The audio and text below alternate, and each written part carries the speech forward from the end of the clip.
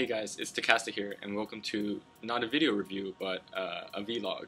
I think this is going to be my sixth one, and today, I know I haven't been making a lot of videos recently because I've been out of town, out of my hometown of Hong Kong for a long time, and so I'm back, and I guess it's time to start making videos again. So I'm really running out of stuff to talk about, but I guess this is a very, very crucial thing to talk about. So what I'm going to talk about today is Liftoff Distance. So what is Liftoff Distance? So first of all, to explain, it's basically, imagine, I'll just use this as an example for now. The i3.0 and a mouse pad right here, my QPad CT Dota version, awesome mouse pad. So what Liftoff Distance is that when you, so if you use a normal mouse and you don't just if you don't lift your mouse off the mouse pad, it'll basically stay the same. It'll track the same. Your cursor won't fly off anywhere. But so this is like one way to use your mouse. But most people, when they game, they would every time, for example, if you're like Counter-Strike or something, you move your mouse and you like headshot someone or whatever.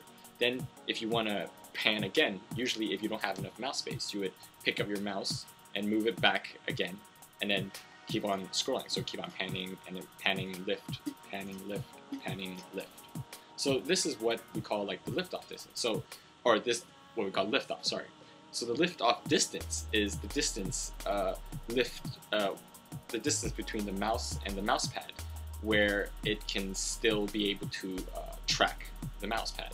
For example, if I put the sensor right on the mouse pad, it's definitely going to track. So if I lift mouse maybe like 2 millimeters or something, and it probably still be able to track. If I lift it maybe 5 millimeters, and it'll start to not be able to track because it just can't, the sensor can't rebound far enough for it to detect it. So it's basically like this, for example, is a liftoff distance of like 10 centimeters or something. So this is a liftoff distance of 1 centimeter, there's a liftoff distance of 1 millimeter. So you get the point of liftoff distance. So some would say, why does liftoff distance matter? Well, it matters because if you have usually you want a very low liftoff distance, but sometimes you have mouses, sometimes you have mice that track that are very, very strong in tracking. They have a very, very strong sensor.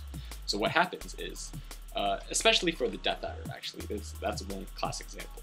So sometimes when you move the mouse, you move your mouse like this, and then, but when you lift off your mouse to go pan again, like when you lift off, there's this little, and you're trying to like move your mouse backwards again. Sometimes even when you're moving off your mouse backwards, it's still tracking on the screen. So you don't want that to do that because it kind of messes up your screen. So you kind of like, your screen moves like this, and then you're trying to move your mouse back again to like track again, and it'll just kind of like jitter, or keep it jittering because you have a really, really, really high liftoff distance.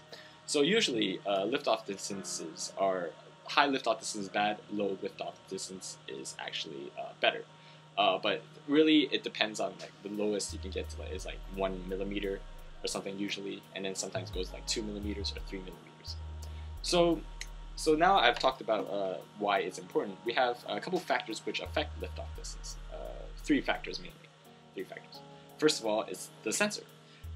Usually optical sensors have higher liftoff distance than laser sensors. So we have the Xi here, we have the i3.0 here.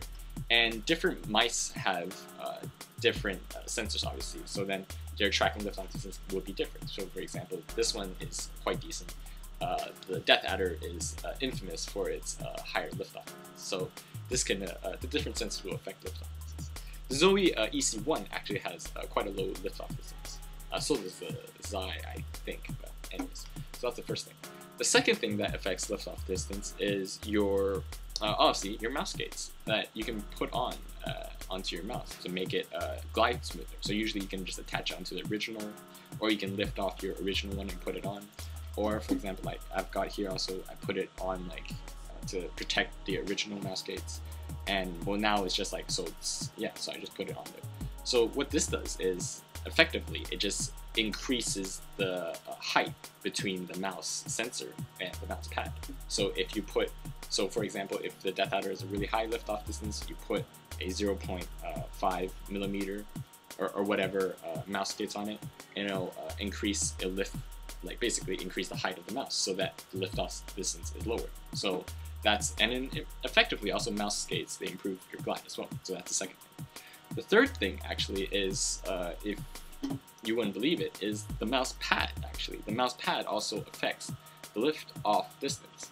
I'll give you a very, very good example. Usually are very stable in terms of lift off. Most cloth mouse pads track about the same lift off distance, but sometimes you have some mouse pads which track more, or enables the sensor to track higher.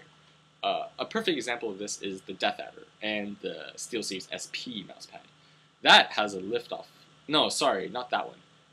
No. Oh, sorry, not that one. That one's okay. But it still has quite high lift off distance tracking. But the SteelSeries Ikari Optical and the SteelSeries SP, it tracks. That mouse has it's one of the highest lift off distance tracking, which is not that great. And then if you put imagine this is the Ikari Optical, this is the SP.